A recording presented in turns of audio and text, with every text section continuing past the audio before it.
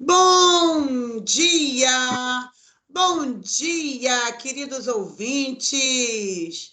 Meu muito bom dia a você, ouvinte do programa Livremente com doutora Rose Cabral. Meu muito obrigada pela sua disponibilidade de estar aqui nos ouvindo toda quarta-feira às 9 horas da manhã, nessa rádio querida, e você nos prestigiando. Meu muito obrigada. Se você não nos ouvisse, esse programa não existiria. O programa Livremente, você já sabe, tem uma missão contigo. Toda quarta-feira, trazer para você temas e assuntos que levam você a ter um esclarecimento a respeito da sua saúde mental. Esse programa tem o propósito de fazer com que você tenha a percepção do que é um processo terapêutico. Então, sempre que nós estivermos aqui falando, nós vamos abordar um tema ou um assunto que vai levar você a uma reflexão, sempre. Esse é o nosso objetivo, esse é o nosso propósito. E essa semana é uma semana muito especial, porque no próximo domingo será comemorado o Dia dos Pais. Então, como é essa data para você? Qual é a referência de pai que você tem? Qual é a tua experiência, você homem como pai? E você, filho, filha, com relação ao seu pai? E para conversar conosco, eu convidei já um amigo querido. A gente pode dizer que ele já é um co-participante aqui, de carteirinha do programa Livremente. Nós vamos conversar e abordar esse tema hoje com o doutor Alex Alves. Ele é psicólogo, neurocientista e também é pastor. Bom dia, doutor Alex. Bom dia, doutora Rose Cabral, bom dia, ouvintes. Eu estou muito feliz de poder estar aqui, né, nessa oportunidade para nós falarmos desse papo reto de homem, né? De pai para pai, de pai para filho, né? De filho para pai. Promete, o assunto promete, porque as famílias hoje vivem, né, uma verdadeira inversão de valores, né? E um verdadeiro colapso, né? Nós estamos num colapso social, né? E os pais, eu creio que vão ser muito abençoados nessa manhã aqui pelo trabalho que a senhora vem realizando com muita propriedade, né? E aquilo que nós vamos poder abordar aqui juntos. Muito bem, doutor Alex. Quando eu falo de pai, eu remeto à lembrança do meu pai. Já é falecido, mas eu considero a minha relação com o meu pai uma relação muito especial. E o meu pai foi muito, eu considero a influência do meu pai muito importante na formação da minha personalidade, até mesmo na minha formação profissional. Então, o contato com o meu pai, a interação com o meu pai, eu entendo e hoje consigo visionar que isso construiu a minha identidade. Então, quando eu falo de pai, eu tenho uma referência. E eu tenho uma referência e uma ideia do masculino, da referência masculina. Então, quando eu penso em um homem sendo pai, me remete à imagem do homem que foi o meu pai, executando esse papel de pai nesse relacionamento pai e filha. Porém, a gente sabe, como o senhor mesmo falou, existe uma inversão, os valores estão mais ampliados, né? Os conceitos a respeito de tudo está muito diversificado. Fala-se muito de diversidades e fala-se também de uma diversidade também desses conceitos, que para nós até então tínhamos um entendimento, e eu tenho um entendimento do que é pai porque eu tive, mas eu sou uma mulher. Então, dentro da psicologia, doutor Alex, o que é o masculino? O que é ser homem? Essa é uma pergunta que ela vai longe, né? Porque, de maneira efetiva, né, nós estamos falando de características que não necessariamente estão ligados só à questão biológica, né? Mas também ao processo antropológico, né, filosófico, na parte psicológica, quer dizer, na maneira como nós vamos exercer esses papéis, né?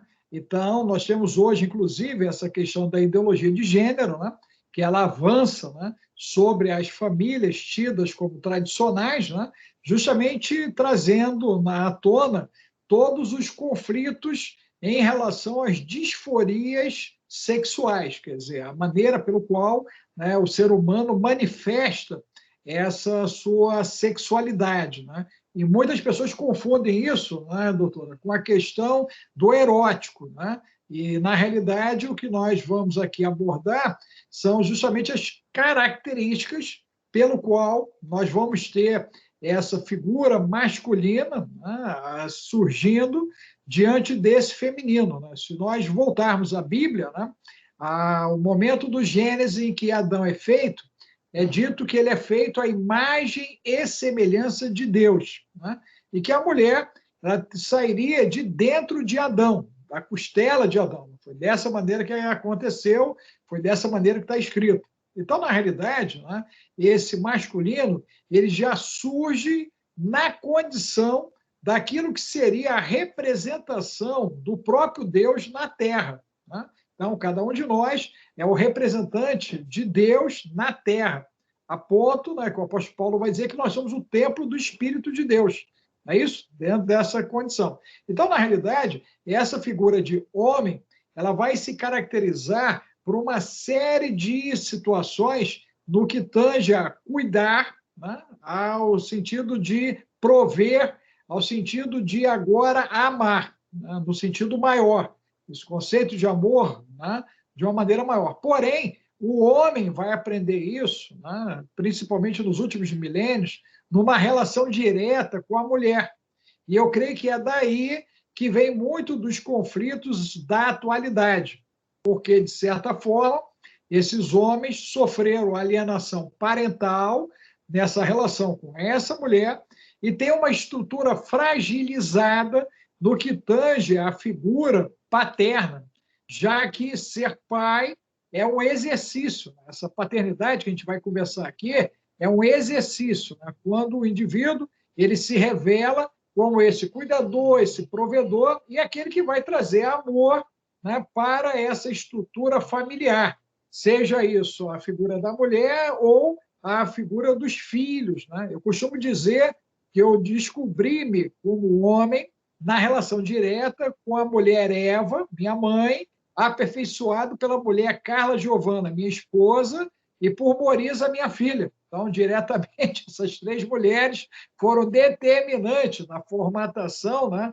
do meu exercício, não só como homem, mas também na condição de paternidade, para a gente poder entender o que é essa paternidade, o que é esse cuidado, né, o que é esse amor, o que é ser provedor, né? Muitas das vezes a gente pensa que é só prover financeiramente. Não é.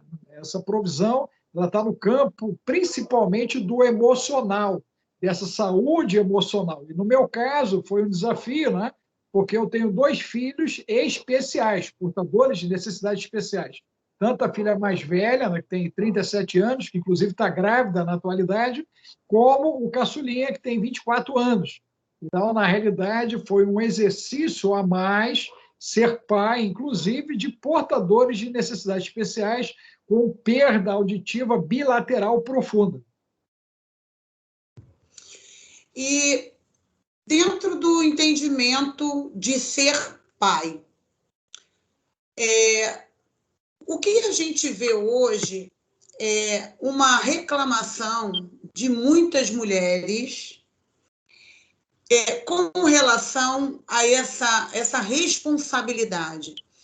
Nesse conceito de ser pai, além da provisão e da formação emocional, dentro do seu entendimento, o que é, então, para esse homem se tornar pai? Em que momento esse homem, durante a vida, ele é preparado? Como é essa preparação para tornar-se homem. O senhor citou aí a relação com as mulheres que influenciaram a sua formação enquanto homem e também como esposo e pai. Quem forma um homem, doutor Alex? Para um homem adulto e a gente olhar e dizer assim, não, esse rapaz, ele tem uma boa estrutura, ele é equilibrado emocionalmente, ele sabe que ele vai, o que ele tem que fazer, das responsabilidades que ele tem. Quem ensina isso? Como se forma um homem? Tem a ver com a mãe ou tem a ver com o pai? Como é que é isso nessa relação, essa formação? Nós temos que ir, por isso que eu falei da questão antropológica e sociológica, né? Filosófica e psicológica, por quê? Essa figura do homem, né? Ele tem muito aquela coisa do mito do herói. Né? Se a gente lembrar, né, na história antiga, né, a figura do caçador, né, daquele que saía para as batalhas, é isso? E a mulher, a figura daquela que cuidava do lar, cuidava das crianças, né, que preparava alimentação, né, e cuidava de todas as necessidades de prover os meios dentro daquilo que seria a gestão. E o homem seria aquele que estaria trazendo a provisão, a provisão. Ok, os séculos passam, né, e nós vamos chegar ao século XX, e no século XX nós temos uma mudança muito interessante na sociedade, porque a gente começa o século com a mulher com muito pouca expressividade e terminamos o século ela altamente expressiva, altamente expressiva. Em 100 anos, o avanço feminino é incrível o que aconteceu no século XX, né? E há um arrefecimento dessa figura masculina, há um arrefecimento. Em especial, nós vamos ter isso com força a partir da década de 60, com o avanço do anticoncepcional. Então, a minha avó, ela teve um comportamento, a minha mãe teve outro e a minha esposa outro. E possivelmente a minha filha vai ter outro e a minha neta, Catarina, que está para nascer, se Deus quiser, em dezembro, já vai ter outro. Então, as mulheres passaram por muitas modificações nos últimos 100 anos. Essa que é a grande verdade. Né? A mudança social da mulher, psicológica da mulher, até fisicamente, né? A mulher está totalmente diferente do padrão do que foi o século XIX. Então, século XXI, nós temos uma mulher muito mais aguerrida, né? Muito mais avançada, muito mais provedora, inclusive, em cima disso. E nós temos uma figura masculina que ela começou a ficar mais tímida, né? Em especial a partir da pílula, a partir do controle da mulher em relação ao seu corpo, em relação ao controle sobre o seu desejo sexual, inclusive. Então, essa emancipação sexual, emocional, psicológica, né, lançou a mulher num reposicionamento, que ainda está em curso. Né? Isso não está definido ainda, porque é um processo. Né? Nós vamos levar talvez mais de 200 anos ainda para a mulher poder se encontrar nela mesma, diante até de alteração das taxas de testosterona que está acontecendo, inclusive. E esse homem, né, ele precisa se reinventar. Então, quando você me pergunta, né, quem formata esse homem, né, de cara, eu te responderia que há cerca de 100 anos atrás era a mulher. Né? Nos últimos 30 anos, ele está sendo legado ao acaso, porque ele já não tem nem a figura masculina presente e ele não tem a figura feminina. Por isso, nós temos, na atualidade, tantos homens imaturos e tantas ocorrências de feminicídios, né?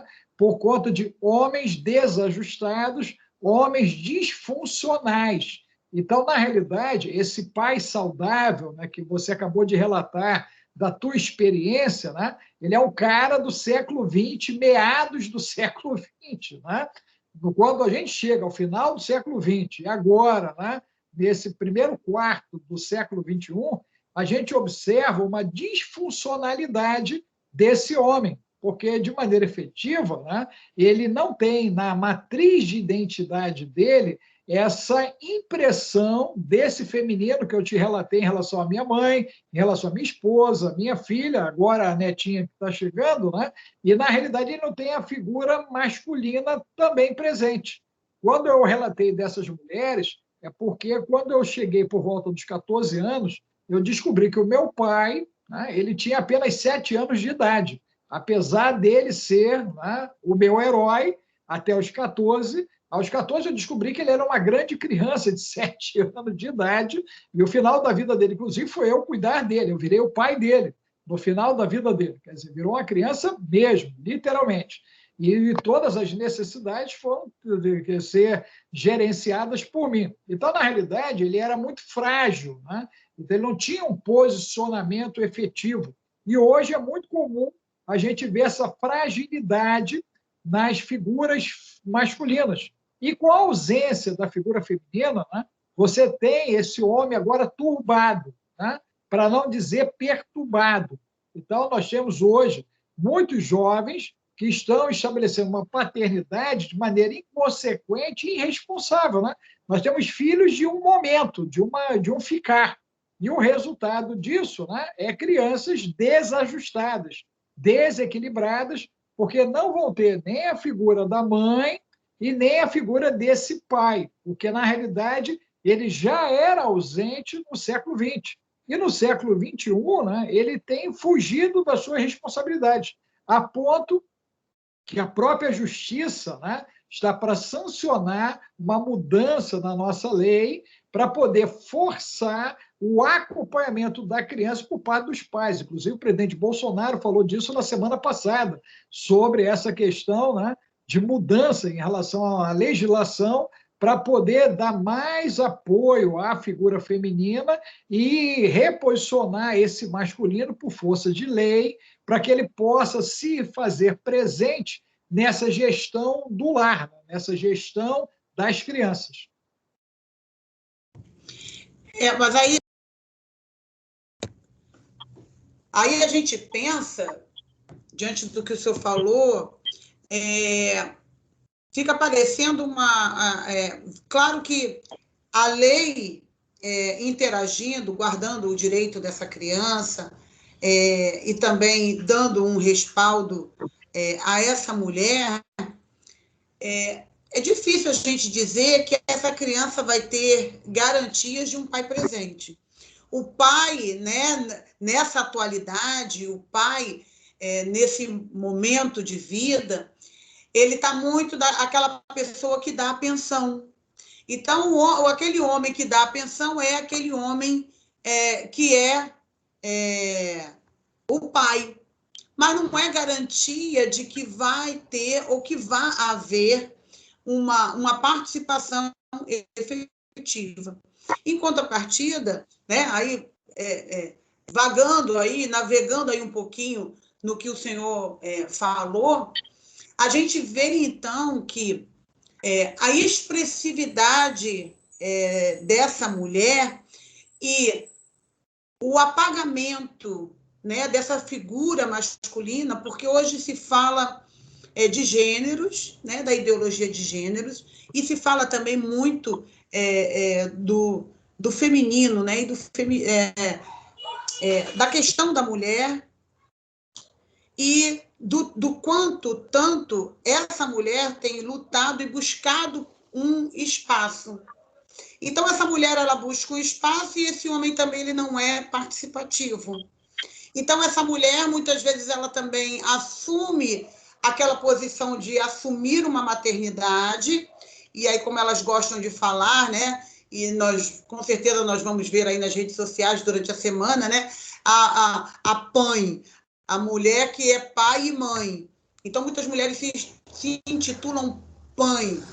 E eu sempre me questionei com relação a essas coisas e esse movimento, porque eu entendo que a figura masculina, e a ideia aqui, homens que estão ouvindo o programa, mulheres também que estão ouvindo, é que vocês não fujam à responsabilidade, mas que também as mulheres deem a chance e a oportunidade desses homens, ainda que não sejam seus maridos, de serem pais. Porque, doutor Alex, eu vejo o seguinte, muitas vezes numa relação em que há uma separação ou um filho do acaso, existe uma cobrança para que essa pessoa se posicione e essa criança acaba sendo um fantoche ou um marionete dentro de uma briga que que vai falar de dinheiro, que vai falar de escola, que vai falar de roupa, que vai falar de alimentação. E essa criança, ela fica nesse joguete. E muitas vezes a mãe usa essa criança para atingir aquela figura materna. Então, quando a gente fala de uma figura masculina apagada, é correto a gente também dizer que essa busca por essa identidade feminina, um tanto quanto não está atropelando esse papel masculino, ou seja, a própria mulher atropelando o papel e a função masculina?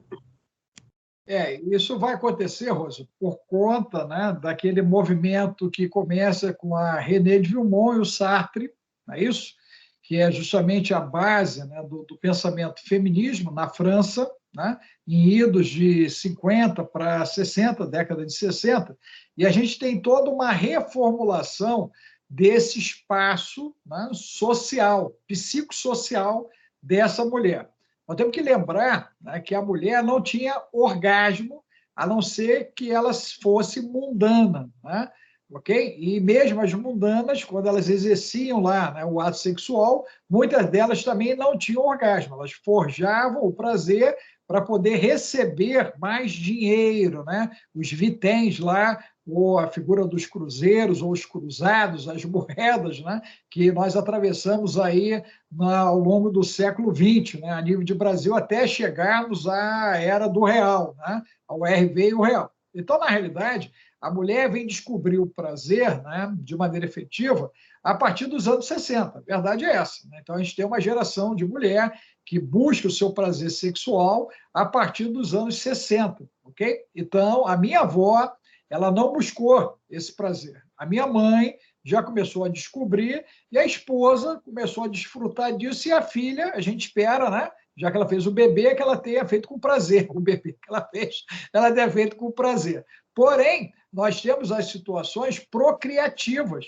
e as questões recreativas. Vale a pena, até um dia nós dois conversávamos sobre sexo procriativo e recreativo. São duas coisas bem diferentes, bem diferentes. Então, no campo da procriação, é isso? Nós tínhamos agora essa mulher, ela funcionando como aquela que agora, né, gestaria e cuidaria, ok? Do seu corpo, da figura dessa semente masculina, né, que no final resultaria no filho ou na filha. Ok.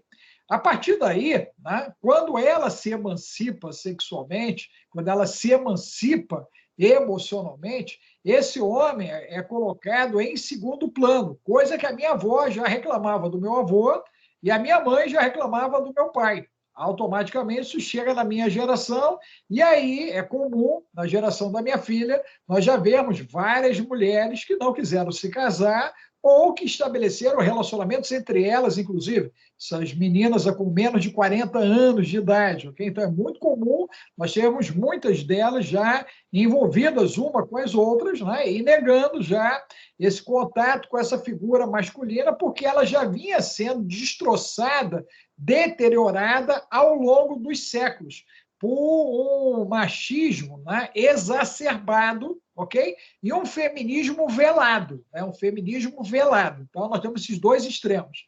A partir de 60, essa voz feminina surge, né? Ela surge dentro do sistema social global, né? E, com isso, há uma grande reformulação e é o início, justamente, do que a gente vai depois ver na década de 70, como ideologia de gênero, né? Então, quando a ideologia de gênero se apresenta, ela vem justamente em cima do movimento LGBT, né? E agora nós já temos mais o QIA, se não me falha a memória, acho que é mais QIA agora em cima disso aí, já colocaram mais algumas letrinhas em cima disso. Então, na realidade, essa figura masculina, né, ela começou a entrar em desuso, porque, na realidade, o que se queria, né, seria só o sêmen para o processo procriativo e não a participação desse homem dentro de um processo relacional, o que acaba caracterizando, né, uma alienação da figura masculina e causando, inclusive, um grande desequilíbrio a nível psicossocial. ok? Nós devemos ainda levar essa desordem, no mínimo, eu acredito, uns 250 anos, no mínimo, em cima disso, até uma formatação de uma nova identidade da nossa sociedade diante de toda essa turbulência. Ok. Então, nós estamos falando de uma figura masculina, né, até de uma figura feminina, que ela, enquanto polaridade, né, masculino-feminino, já se abriu, né, um abismo, onde só no Canadá nós temos 44 ideologias de gêneros diferentes, ou seja, nomenclatura diferente para expressões de gêneros humanos. Porque, na realidade, quando a gente fala em gênero, nós estamos falando de um processo social, que isso pode vir no componente erótico e no componente afetivo, mas é social, porque, por ser uma ideologia, está dentro de um contexto social. Inclusive, eu tenho uma passagem no Família Mais, Batista Atitude, né? Uma live incrível com a Érica falando sobre isso. Acho, não sei se você chegou a assistir essa live, mas a gente explica muito bem isso. E o pano de fundo, né, de tudo isso seria, na realidade, o desnudar da androgenia, no caso da humanidade. Então, nós estamos caminhando para um processo andrógeno, assexuado, né? Então, esses papéis sociais estão, inclusive, né, todo um processo para forçar o termo cuidador, e não haver mais dia de pai, não haver mais dia de mãe, nem dia de avô, nem dia de avó, não é isso? Mas do cuidador, a figura do cuidador, para justamente descaracterizar mais ainda essas figuras que já estão combalidas, né, nas últimas décadas, porque, de maneira efetiva, né, o macho, que seria essa figura agora, na paternal, que deveria ser cuidador, que deveria ser provedor, que deveria cuidar com amor, né? A gente percebe que ele foi se deteriorando, né? Creio que já por conta até do comportamento de Adão no Éden, já que ele recebe de Deus a ordenança de cuidar, né? Ele tinha que cuidar, ele tinha que vigiar, e ele tinha que se multiplicar. Ele tinha que fazer o fator de multiplicação. A gente viu que ele até se multiplicou, né? A gente viu que ele teve problemas graves no campo do cuidar, okay? E do vigiar nada. Quer dizer, então, a família dele fica totalmente abandonada, a mulher dele fica abandonada. Então, muitos homens têm abandonado as suas mulheres, né, nesse exercício do pai. Né? Muitas mulheres, inclusive, elas entram, né, nessa maneira de ser e de viver não por opção, mas por falta de opção, entendeu, Rosa? Elas são colocadas na posição, e é até interessante que com essa pandemia do Covid-19, nós vimos várias famílias sendo, né, destruídas por conta do avanço da Covid, e nas famílias que o homem ficou, nós vimos mais problemas do que nas famílias que ficaram as mulheres. Quer dizer, as mulheres lidam melhor com 2, 3, 4, 5, 6, 7 filhos do que homens, né, que é muito raro, conseguirem lidar com 2, 3, 4, 5 filhos. Compreendeu? O homem já tem a necessidade, né, de estabelecer uma parceira para poder, com isso, uma companheira, para poder dividir essa responsabilidade. E é muito comum nós vermos mulheres chamando essa responsabilidade e, por vezes, nem trazendo ninguém para casa, até por receio do que poderia acontecer com esse novo indivíduo dentro do lar, por causa de quadros de abuso sexual, abuso psíquico, né? Por causa de situações ligadas à pedofilia. Então, a gente observa que muitas mulheres abrem mão até de uma vida sexual afetiva para poder completar o ciclo de criação dos seus filhos, e somente após elas até algumas se lançam a uma experiência de novo sexual afetiva, né? Na figura do homem, não. Eu diria que o homem ele tem uma característica mais carente, né? Apesar de aparecer como esse sexo mais forte, de maneira efetiva, psicologicamente, ele é bem mais frágil. Que interessante. Gente, passa rápido, eu vou chamar um intervalinho, mas a gente volta já já. E estamos de volta, programa Livremente com a doutora Rose Cabral. E hoje, programa especial, estamos falando aí da figura masculina, estamos falando um bocado a respeito de paternidade, e estamos conversando com o doutor Alex Alves, psicólogo, também pastor, neurocientista, e eu, como falei no primeiro bloco, ele já é um coparticipante aqui, ele já é um parceiro desse programa. E aí, no primeiro bloco, nós falamos um bocado a respeito dessa identidade masculina e do quanto essa identidade masculina, na atualidade, até por conta da ideologia de gênero, como essa imagem ela está fragmentada e fragilizada. Bom, no meu caso, eu tive um pai presente, e o doutor Alex até falou um pouco a respeito do machismo. Então, com relação ao meu pai, com relação à figura de homem, de pai que eu tive, o meu pai não fazia acepção. Somos duas irmãs, né? 2 filhas e um filho, somos 3. Eu a mais velha, meu irmão do meio e a minha irmã caçula. Então, o meu pai não fazia diferença entre nós 3, então o meu irmão não era preterido do meu pai, por ser um menino. Ele dava oportunidade para brincar, então nós brincávamos, ele brincava com a gente. Claro, né, gente, não brincava de casinha nem de comidinha, mas ele brincava carregando na carcunda, inventando balanço no quintal, nos galhos de árvore, para a gente poder brincar, se divertir. Então, ele inventava algumas coisas, trabalhava, tinha as ferramentas dele, ele deixava que a gente mexesse, ele ensinava. Então, eu sou uma mulher, mas eu sei usar furadeira, eu sei usar um martelo, eu sei. Então, tem muita coisa dentro de casa, mexo um pouquinho com a elétrica. Por isso é que eu digo que a convivência com meu pai forjou a minha personalidade. Durante muitos anos, eu trabalhei na área tecnológica e as pessoas sempre se surpreenderam, mas como é que pode uma mulher saber mexer, trocar uma tomada? Como é que pode a mulher saber instalar um lustre? Mas como é que pode isso? Como é que pode aquilo?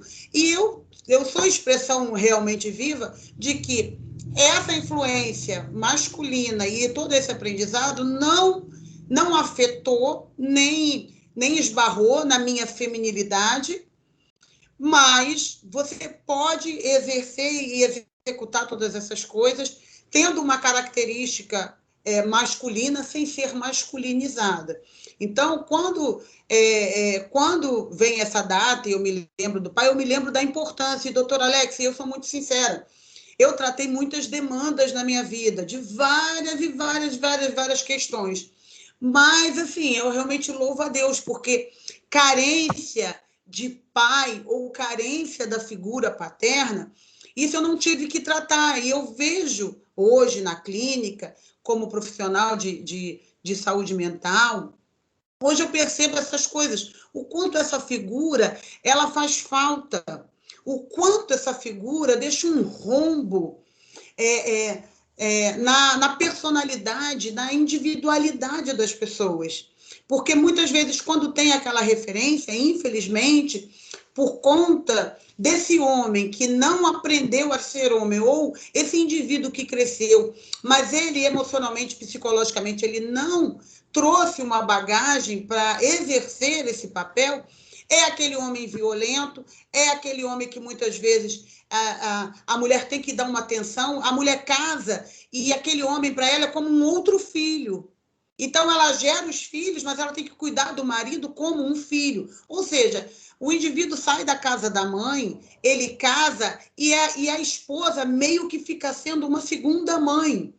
E essa mulher, quando tem filhos, na verdade, ela tem os filhos dela e tem aquele pai, né? Tem aquele marido que muitas vezes é filho também. E ela acaba ditando e gerando todas aquelas regras, né? Então, são questões que a gente observa o quanto vai afetar o indivíduo na sua formação, o quanto vai afetar aquela pessoa dentro daquele vácuo, dentro daquela característica que ela deveria ter. Então, hoje nós temos aí, diante de tudo que o senhor falou no primeiro bloco, o senhor discorreu maravilhosamente com relação a isso tudo, porém, é fato. Todos nós precisamos de uma referência masculina e essa referência masculina precisa formar a nossa identidade. Só que a gente vê diversidade problemas, homens que não assumem, ok. Nós estamos, então, gerando, doutor Alex, uma sociedade cada vez mais doente. Porque se a imagem masculina está cada vez mais fragmentada, a gente vai entender que esse rombo ele vai se alargar cada dia mais na alma humana, não é isso? Porque, de uma maneira efetiva, o que nós teríamos? Né? A disfuncionalidade. Então, hoje, nós temos já pesquisas que apontam, né, que o número de famílias disfuncionais já são próximas de 80%, as famílias disfuncionais. Né? Então, essa disfuncionalidade caracteriza o que você disse. Né? Eu sou uma mulher com múltiplos talentos e eu consigo resolver um monte de demandas. Ok.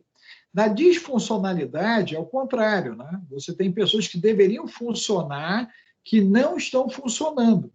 E o resultado disso são justamente os filhos que se tornam pessoas desequilibradas. Okay? Tanto o filho quanto a filha, eles vão ter essa dificuldade porque, como esse homem, né, ele deveria ter imprimido, né, a sua ação na formatação dessa identidade, desse caráter, né, tanto na parte afetiva quanto nessa parte cognitiva, como o teu pai fez com você, ensinando você a explorar talentos, né, te dando uma capacidade criativa, te dando a oportunidade de ser produtiva, ser participativa, de você experimentar aquilo que até então, né, não seria comum. Então, esse papel, eu diria que é determinante para que a gente mude, né, o rumo da nossa história para frente enquanto sociedade.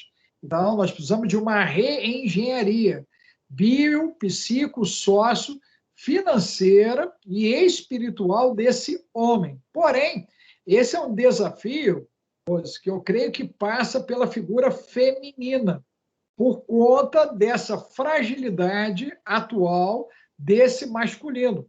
Então, nós temos que aproveitar, né, esse momento que nós estamos aqui para chamar a atenção dessa mãe que tem o seu filho e a maneira como ela está educando esse filho e a maneira como ela está ou aproximando ou distanciando da figura desse pai. Porque, muitas das vezes, a mulher, inclusive, ela aleija o homem dessa participação dentro da estrutura familiar, né, e não permite um posicionamento, coisa que, quando isso ocorre na infância, vai trazer verdadeiras tragédias a nível de adolescência e idade adulta, porque a mulher já não segura, quer dizer, esse pulso firme, essa mão amiga que tem que estar ali para balizar, para colocar o limite, né, com raríssimas exceções, mas raríssimas exceções, eles vão ser exercidos pela figura feminina. Quer dizer, isso é um papel tipicamente do masculino, esse posicionamento alfa, né, do posicionamento. E aí não é o machismo, é o sentido de identidade mesmo, diante da diversidade de quem vai lá e diz, oh, daqui você não passa, aqui é o abismo, eu não vou querer que você esteja aqui, nesse local, com essa situação, com essas pessoas.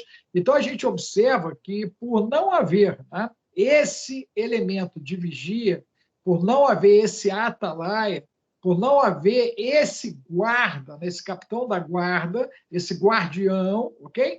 Nós temos as famílias numa situação extremamente frágil e hoje, né, nós temos problemas que vão desde a drogadição, do alcoolismo, prostituição, não é isso? A ação marginal, envolvimento com tráfico de drogas, com milícia e tantas outras situações de corrupção, ok? Que vão acontecer porque na matriz desses indivíduos, né, na matriz dessas mulheres, essa figura, né, paternal, ela não se apresentou, até porque eu venho de uma época que falar paternal já era pejorativo, né? Já era pejorativo, né? Fulano é paternal, então, quer dizer, ele cuida demais, né? Ele mima demais, né? Ele cerca demais, ok? Então, nós já tínhamos uma distorção há cerca de 50 anos atrás, do que seria essa paternidade. Para não dizer que Davi teve esse problema, né? Que Davi teve problemas graves com a paternidade dele. Se a gente retroagir, Noé também. Noé teve problema com a paternidade dele. E se a gente retroagir mais, nós vamos ver que Adão teve problemas a ponto do filho mais velho matar o caçula. Foi dessa maneira que aconteceu na primeira família.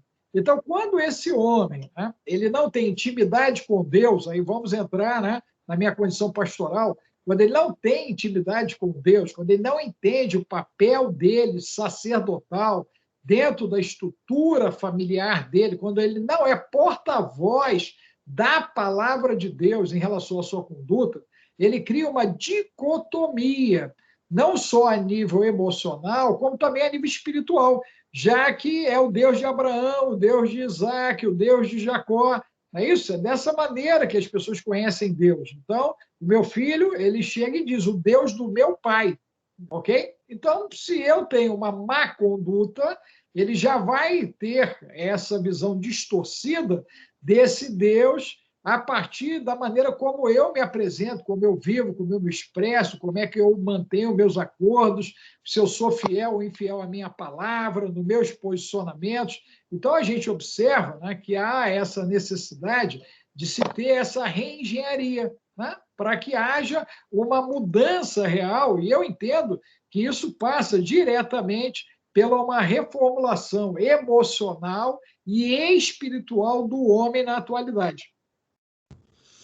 E o senhor estava falando aí do seu filho, e no primeiro bloco aí o senhor até mencionou que é pai de filhos com necessidades especiais. Fala um pouquinho para a gente como é isso, né? Porque para a mãe, para a mulher, imagino que para tua esposa deva ter sido um choque, um baque, e o quanto que para a mulher isso, dentro da mente dela, é questionável muitas vezes.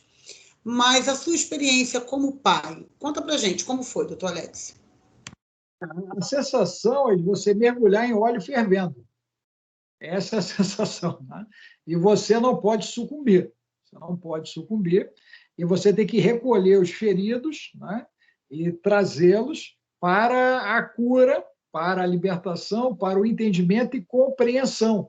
Porque, na realidade, a sensação é de cativeiro, né? De ser prisioneiro, né? De estar num cárcere e de não ver solução de curto, médio, nem de longo prazo. Então, você precisa ressignificar a tua dor emocional, né? E potencializar isso de maneira a não buscar responsáveis, né? Até porque, né, dentro do processo científico, né, por vezes, no caso genético, né, o que nós vamos ter é um gene recessivo, né, da parte A e da parte B, e que a gente só descobre se todos resolvermos fazer exames genéticos na atualidade, né?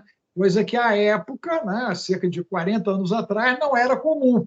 Hoje nós ainda temos um pouco mais de acesso, nós temos até um pouco mais de acesso a essa possibilidade, mas não é comum, né? O indivíduo A gosta da menina B, e A mais B se unem, e depois o resultado vai parecer que é C. E, por vezes, esse C que aparece, né, é um C que não vem dentro do projeto original, né, que ninguém projeta ter filhos com problemas especiais, com síndromes, né, com problema de acuidade visual, auditiva, né, com problemas motores, com problemas mentais, quer dizer, isso aí não é quem disser que tem, né, com projetos de vida isso, a gente tem que avaliar a sanidade mental dessa pessoa, né?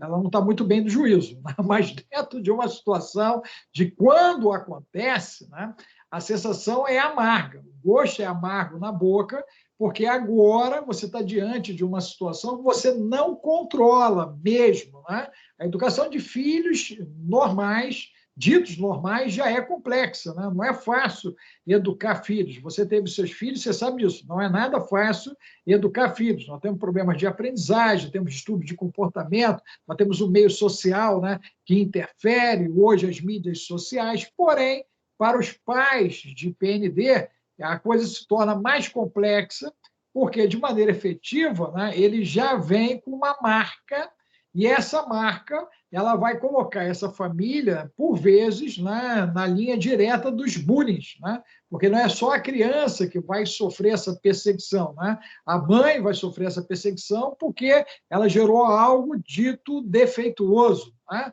Algo que é disfuncional, né? O pai também vai olhar para essa mãe e vai responsabilizar. Eu me lembro que quando a minha filha começou a ser oralizada, que meus filhos são oralizados, eles não são sinalizados, a nossa opção foi a oralização na época, né? Era um trabalho novo que estava se iniciando no Brasil. A minha filha faz parte, inclusive, da primeira turma de oralizados do Brasil, né? O Alex foi oralizado 14 anos depois, mas a Morisa faz parte logo do primeiro grupo de crianças que estavam sendo oralizadas, né, a nível de Brasil. Então, na realidade, nós vimos muitos casamentos sendo desfeitos, porque não seguraram a onda do impacto, né, daquilo que seria você ter que agora administrar uma pseudo-culpa diante de uma situação que não tinha sido prevista e que agora ninguém queria estar passando pelo que estava passando. E não adiantava dormir e acordar e achar que era um pesadelo, porque, na realidade, você vai acordar e a situação está diante de você, né? Eu tenho, na minha maneira de ser, uma tendência ao pragmatismo. Eu sou muito pragmático, né? Por formação até por ter sido militar, guerrilheiro, paraquedista, pronto emprego, infantaria. Então, eu fui treinado para ações pragmáticas, né? Se eu tenho um dedo, eu tenho um dedo. Se eu tenho os 10 dedos, eu tenho 10 dedos. Se eu tenho 2 pernas, eu tenho as 2 pernas. Se eu só tenho uma perna, treinado, né?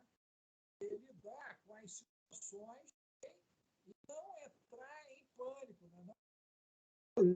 Das situações, quer dizer, manter um padrão de entendimento e de compreensão, né, e estabelecer a melhor rota para poder sobreviver à situação, né, que é a missão do guerrilheiro é cumprir a missão e sobreviver. Então, nós temos que sobreviver ao ambiente hostil, né, à situação de tensão, de complexidade. E isso me ajudou muito, né, para eu poder enfrentar o que estava diante de mim, já que a esposa, nós casamos muito novinhos, né? Eu tinha 19 anos e a Carla 16, né? A Morisa só vai nascer aos 18, a gente não fornicou, casamos virgens, né? Então não tem nada que... Não, os caras casaram porque estavam errado. Não, casei porque eu era militar já e eu queria constituir uma família. Né? Achei a pessoa topou e casamos. Né? 2 anos depois, eu tinha uma filha nascendo com um problema que nós só fomos achar 2 anos mais à frente. Então, nós estávamos 4 anos casados quando nos demos conta, né, de que tínhamos uma criança, né, com perda auditiva severa bilateral. É isso? E aí começou um processo dificílimo, né? Porque eu tive que produzir muito e a esposa teve que abrir mão de muita coisa para poder fazer a oralização da nossa filha.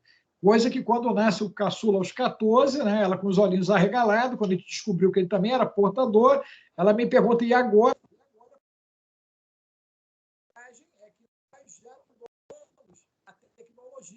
Já passamos pela experiência, né, e agora já vamos lidar com mais facilidade a esse desafio, né, que é justamente trabalhar com uma pessoa que não ouve, né? Mas nós temos pais também enfrentando isso com crianças autistas, né? Enfrentando isso com o pessoal do Down, enfrentando isso com pessoas com acuidade visual, com problemas motores, neurológicos, problemas mentais, ok? E aí nós temos muito pouca estrutura social para apoiar essas famílias, inclusive. Né? Nós estamos lançando esse ano, inclusive, um livro de família, e nós vamos ter muito dentro desse livro, né, tratando dessa nossa maneira como nós lidamos com essa situação toda, porque eu sinto até na literatura a falta de instrumentação para apoio desses pais, até nas igrejas. Né? Nossas igrejas não estão preparadas para lidar com crianças especiais, com raríssimas exceções. Né? A gente muito mal consegue lidar com as crianças ditas normais, não é isso, dos ministérios infantis, quanto mais, né, em relação às portadoras de necessidades especiais. Então, foi um grande desafio, né, se descobrir e me fazer pai numa situação tão delicada, tão complexa e tão jovem. Né?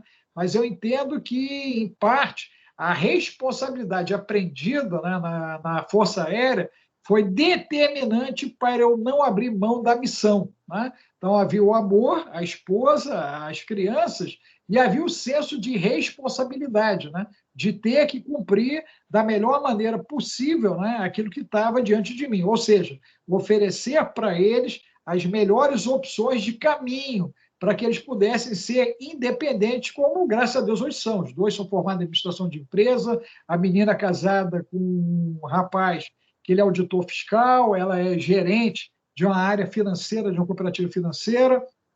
O caçula também já é administrador de empresas, já é influenciador digital, a gente está falando até sobre isso, né? Sobre o trabalho dele no TikTok, do Alex Júnior, né? Está com 3 milhões e 300 mil pessoas que curtem ele, né? Já está com 600 mil seguidores, quer dizer, né? E vem fazer um trabalho digital belíssimo, até toda a gestão digital nossa, do meu Instagram, do YouTube, tudo que a gente faz é o Alex que administra isso. Hoje nós temos uma startup, né? Ele está montando uma startup para isso, né? Então, nós estamos trabalhando, né, a partir disso. Então, me causa muita felicidade ver que a minha paternidade trouxe duas pessoas independentes, junto com a maternidade da mãe, para a vida, né?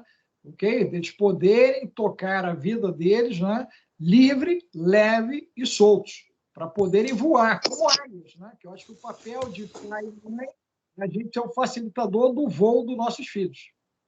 É bem legal o seu assim, depoimento, o seu testemunho, porque a responsabilidade, ou seja, a gente vê muitas vezes a mãe tendo que ter uma dedicação tamanha, e muitos homens muitas vezes fugindo dessa responsabilidade. Então, doutor Alex, o que o senhor diria para, de repente, esse pai que está hoje, agora, nos ouvindo, ele tem um filho com uma necessidade especial, seja ela qual for, e o senhor, como o senhor disse, muito novo, né, nem tinha tanta maturidade assim para se entender como pai, e quando se entendeu como pai, teve que ser um pai mais, como é que se diz, mais empenhado para que pudesse suprir, né, e dar esse condicionamento para trazer essa autonomia, porque eu enxergo o pai muito dessa forma também. O pai é aquele que ajuda, né, a ter essa autonomia. Ele entra nesses processos aí castrativos, de limites, de limitações, e limitando inclusive a mãe. Porque a mãe, muitas vezes, vai querer proteger, vai querer segurar, vai querer proteger demais. E aí o pai é aquela coisa que, não, deixa fazer, deixa mexer, deixa aprender, tem que aprender. O que você diria para um pai que ser pai, diante de tudo que nós vimos e nós falamos aqui hoje, da figura masculina, então ser pai hoje, nesse contexto atual, já é complicado. O que você diria para um homem, um pai, que tem um filho com uma necessidade, como no caso o senhor também tem 2 filhos, falaria para esse homem para motivá-lo? Eu diria que é o seguinte, né? Deus é contigo, né? Entrega teu caminho ao Senhor, confia nele. Agindo Deus, né? Quem impedirá? E se Deus é por nós, quem será contra nós? Então, nós temos que ter a certeza, né, de que Deus não dá para nós uma missão que a gente não possa cumprir. Isso eu tenho total certeza, né? Porque em vários momentos eu me senti sendo carregado pelo próprio Deus, né? Então, as soluções, né, a aprendizagem, elas foram surgindo literalmente do alto, né? Eu era um jovem de 23 anos, né? Hoje eu sou um jovem de 58/59. Então, na realidade, a gente teve muita aprendizagem dentro desse período, e nessa aprendizagem, né, Deus foi determinante, né? Se não é Deus na minha vida, né, eu não conseguiria atravessar os desertos, né, os desfiladeiros, todas as intercorrências que a vida foi colocando diante de nós. Então, eu diria que esse homem precisa ter uma intimidade com Deus, ponto 1. Ponto 2, não temos que discutir o porquê que aconteceu, mas principalmente o para que aconteceu, né? Para que a paternidade aconteceu na minha vida, ok? É desse jeito. Então, quando a gente vai para o para quê, a coisa fica muito gostosa, fica muito legal, porque, de maneira efetiva, nós vamos para o fator de interatividade e o fator de superação da descoberta dessa relação de pai e filhos, né? Sabemos que vivemos dias, como você disse, difíceis, né? Paulo orienta Timóteo, dizendo que vai haver uma geração, né, que não vai ter amor aos pais, não é isso? E que ela vai ser rebelde, que ela vai ser uma geração difícil, ela não vai ter amor aos bons, porém, esse tempo ainda não chegou e nós podemos ainda fazer a diferença, né? Sendo a diferença, que faz a diferença no exercício dessa diferença com presença, né? Não é só com a qualidade financeira, mas principalmente essa qualidade presencial, essa qualidade emocional, essa dedicação, essa disponibilidade e essa querência de querer viver essa experiência que é a paternidade, né? Porque eu posso fugir disso, né? Muitos homens tendem a querer fugir disso, né? E lá na frente eles são pegos na curva. Conheço N casos assim que eles são pegos pela curva da vida, né? E aí ele se dá conta do quanto ele perdeu, né? Porque ele não participou da primeira infância, ele não participou dos momentos, né, daquela criança na adolescência, da pré-adolescência, adolescência, ele não viu a entrada do filho na idade adulta, né? E, na realidade, isso cria uma grande falta, né? Isso cria um grande abismo, né? E nada preenche, né? Eu digo isso porque eu estou em clínica há 4 décadas, né? N casos chegaram até mim e eu identifiquei que nada preenche, entendeu, Rosa? Nada vai preencher essas pessoas, né? Então, na realidade, a minha sugestão é que vivamos essa paternidade, né, sobre a soberania de Deus, né, submetendo-nos a Deus, resistindo ao mal, e com certeza o diabo vai fugir das nossas casas. Onde tiver problema, vai desaparecer, aonde tiver, né, nó, vai ser desatado, onde não tem porta, vai ser aberto, onde não tem caminho, vai ser aberto, porque Deus é poderoso, né, poderoso para fazer muito mais do que a minha imaginação. Eu tenho certeza disso. Maravilha, maravilha. Bom, eu quero deixar aqui, meu muito obrigado ao doutor Alex, e a você aí, homens ouvintes aqui da rádio. Olha, meus parabéns, né, pelo Dia dos Pais para você. E você, homem, que de repente está distante aí do seu filho, ou a sua relação com o teu filho está limitada a uma pensão alimentícia, eu vou fazer aqui um apelo em nome do seu filho e da sua filha. Estreite esse laço, busque essa intimidade, essa convivência, como o doutor Alex está falando, busque essa sua participação, porque é muito importante. Você não vai se arrepender. Quem tem um filho tem um amigo para o resto da vida. É o que eu costumo dizer para as mulheres que têm filho, ou quando eu vejo uma moça grávida. Recentemente eu falei para uma, olha, nunca mais você vai ser sozinha, porque esse filho, ele vai ser teu filho. Quer dizer, o filho é aquele que, pela lei natural, né, das coisas, é aquele que vão nos enterrar, né? Os nossos filhos é o que vão nos enterrar. Então, nunca mais nós estaremos sozinhos, né? A partir do momento que temos filhos, ok? Então, meus parabéns. Doutor Alex, como é que se acha o senhor? Dá também o Instagram do seu filho, para seguir o seu filho também, porque eu sigo lá e nossa, muito interessante. O Alex Júnior, ó, é show de bola. Ok. O Alex lá é Alex Bill, né? BILLJR, né? No Instagram e no TikTok, vocês acham ele lá, e também no YouTube. Vai estar com o canal no YouTube também, tá certo? E vocês me acham como DR Alex Alves, doutor Alex Alves, lá no Instagram, no YouTube, no TikTok também. Estamos começando a caminhar lá também. E agora no Cauê também. Lembrei que ele também agora está no Cauê. É recém-contratado no Cauê. Cauê contratou ele por conta da influência que ele está realizando. Então, nós estamos muito felizes de ver que a nossa paternidade está dando fruto, né? Está dando fruto. E que a águia começa a voar. Então, o que eu desejo para você, pai, é que você colha bons frutos e que as suas águias voem alto, tá bom? Que Deus abençoe vocês, sucesso, e conte com a gente aqui, né? Fica com o ouvidinho ligado aqui com a doutora Rose, porque é tudo de bom. Que Deus abençoe. Obrigado, doutora. Obrigado, doutor Alex. E também meus parabéns aí pelos Dias dos Pais também para o senhor. Gente, por hoje é só. Semana que vem tem mais. Programa Livremente com a doutora Rose Cabral. Lembrando que a gravação desse programa vai estar daqui a pouco disponível lá nas minhas redes sociais.